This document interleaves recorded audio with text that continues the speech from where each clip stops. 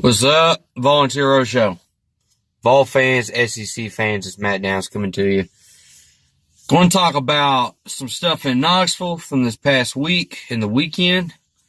Give you guys some updates what's going on. We're going to talk some football. We're going to talk some basketball, talk some baseball. So, first off, Friday, Coach Pruitt announced the coaching staff for 2019.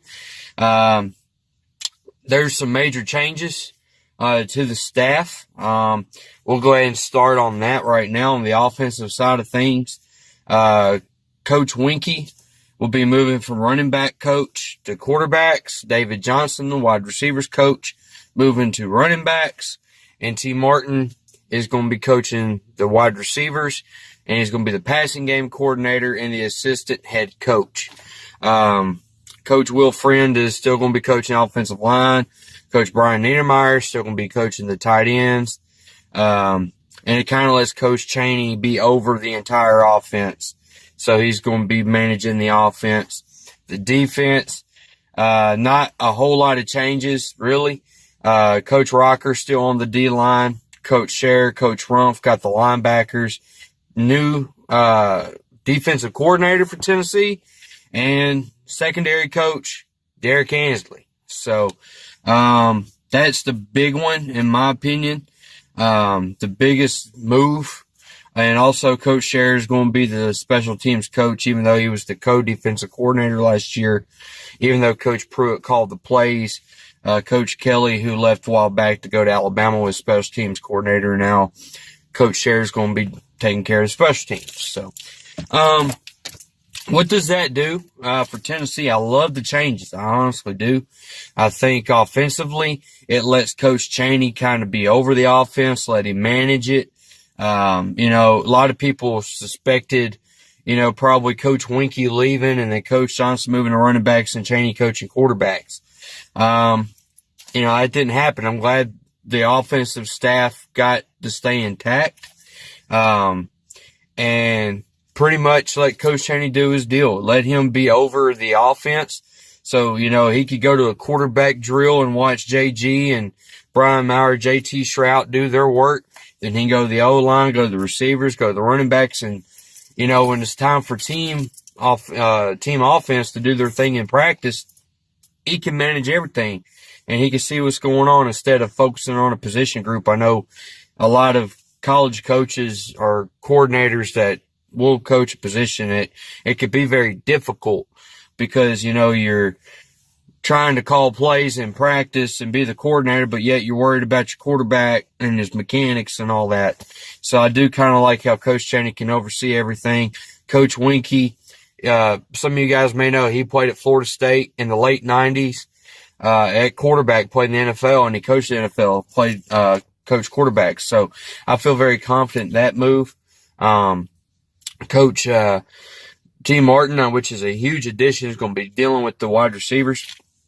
That's great. Coach Johnson will be moving the running backs, and he could bring that mentality, that physical mentality that he brought with the receivers last year to the running backs. Defensively, what's really there? The D-line and the linebacking core is still good, solid. I like the move of Coach Ansley coming in. But the thing is, Coach Pruitt said the other day in the presser that Derek Ansley was going to be calling plays, which I'm cool with. I'm fine with it. I want to see Pruitt manage the game from a head coach aspect. Now, I know he's going to be telling Ansley ever so often what needs to be done and stuff like that. That's head coaches. That's what coaches do to their coordinators in key situations. But I do kind of feel like that Coach Pruitt will let Coach Ansley kind of run the defense. I don't expect very much changes to the philosophy. It's still going to be that physical gap defense up front with the strong secondary, guys that could tackle in the run game and cover. So really, I'm excited to see what that happens for the spring game, April 23rd. So, actually April 6th, 13th, 23rd. It's in April. I'll let you guys know. So actually it's the 16th, I do believe. Anyway, we'll figure that out. Moving on.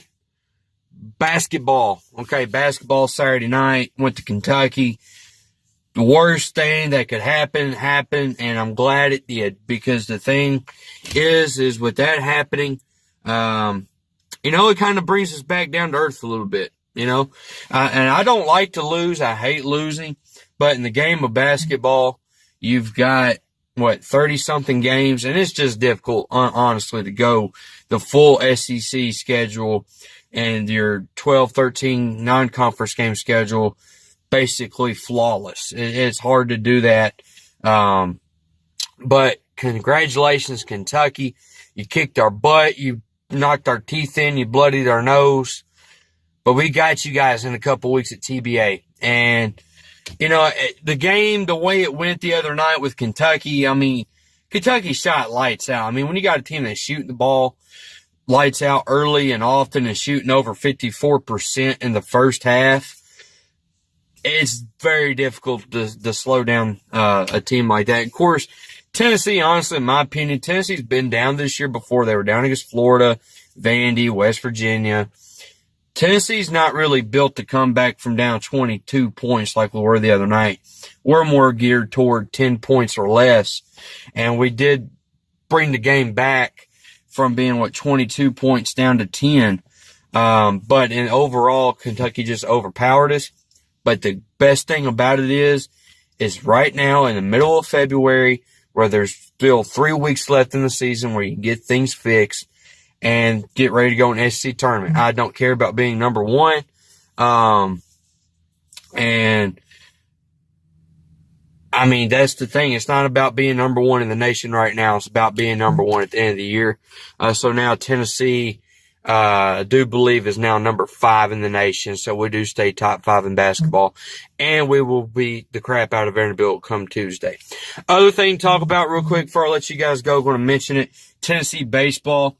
My page that I'm on, Vols Sports Network, I covered Tennessee baseball. Tremendous weekend by the Vols against App State. Tennessee shut out the Mountaineers all weekend. First time in program history, Tennessee baseball did a series sweep of a shutout. So, Tennessee's pitching was dominant. Garrett Stallings went deep in the games. Zach Linkenfelter and Will Neely, Tennessee's 3 starting weekend pitchers, pitched excellent. I believe on Friday, Tennessee had a couple home runs, and Saturday and Sunday is how it went.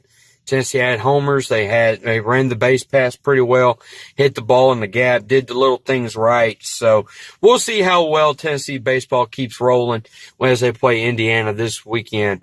Indiana was a NCAA tournament team last year, so that'd be a test for the Vols. So we'll see.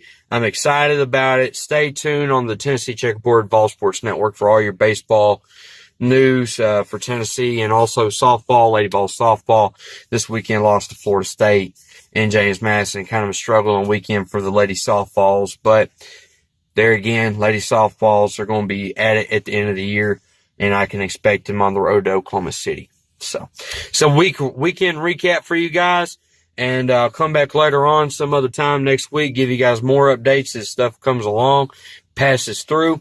And as always, GBO, and I'm telling you, Kentucky, we got you at TBA in 2 weeks. See y'all later.